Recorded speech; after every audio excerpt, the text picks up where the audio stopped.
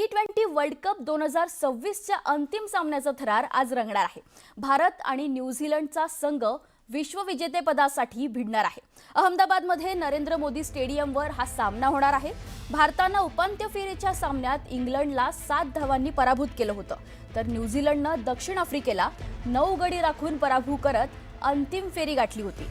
भारत आणि न्यूझीलंड या दोन्ही संघांनी स्पर्धेत चांगली कामगिरी केली आहे। सर्व क्रिकेट चाहत्यांना अंतिम सामन्याची चांगलीच उत्सुकता लागली आहे।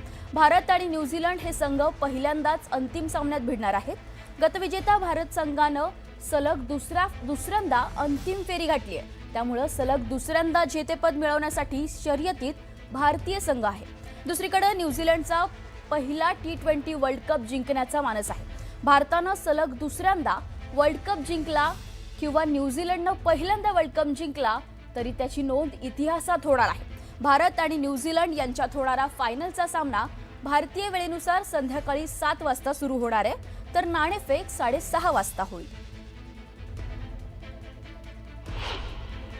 हर प्लेयर का अलग अलग स्किल और स्ट्रेंथ्स है, तो जब मैंने, अगर ऐसा नहीं है कि किसी को कुछ बोला नहीं है, मैंने बात भी की है प्लेयरों से, बट जिनको ऐसा लगता है कि जिनको छोड़ दिया वो परसेंटेज बढ़ते ही गया है स्टार्ट से लेके अभी तक, तो मैंने इतना किसी को बोला नहीं। मैंने यही बोला है सबको कि जैसे आप लोग खेलते हुए रहे हो वैसे ही खेलो। State, franchise cricket, international cricket, ठीक है, अब इंडिया का लोगो लग जाता है, उधर इमोशन अलग आ जाता है, but at the same time what has been successful for you, just keep following that.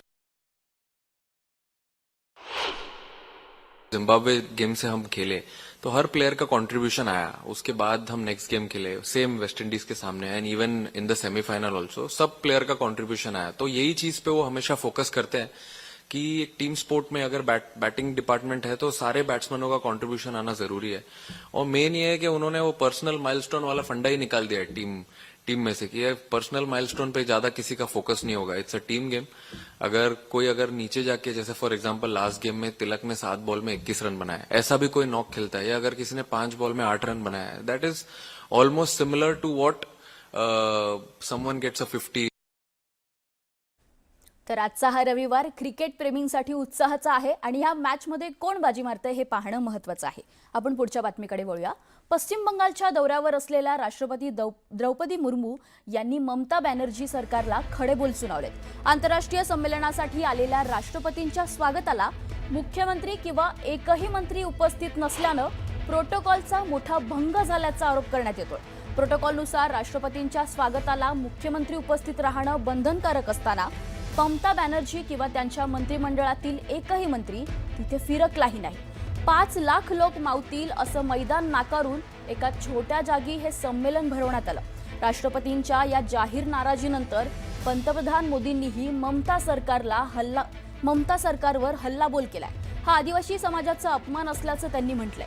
बंगालमधील ही घटनात्मक यंत्रणा कोलमडली आहे का असा प्रश्नही आता उपस्थित होतोय।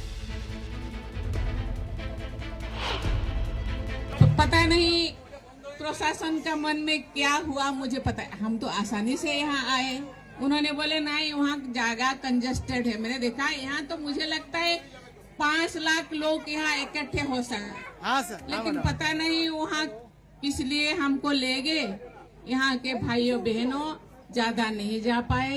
जनरली देखा जाए तो प्रेसिडेंट आते हैं तो चीफ मिनिस्टर भी आना चाहिए, मंत्री भी आना चाहिए, लेकिन चीफ मिनिस्टर मैडम भी आए नहीं और गवर्नर का तो तबादला हो गया।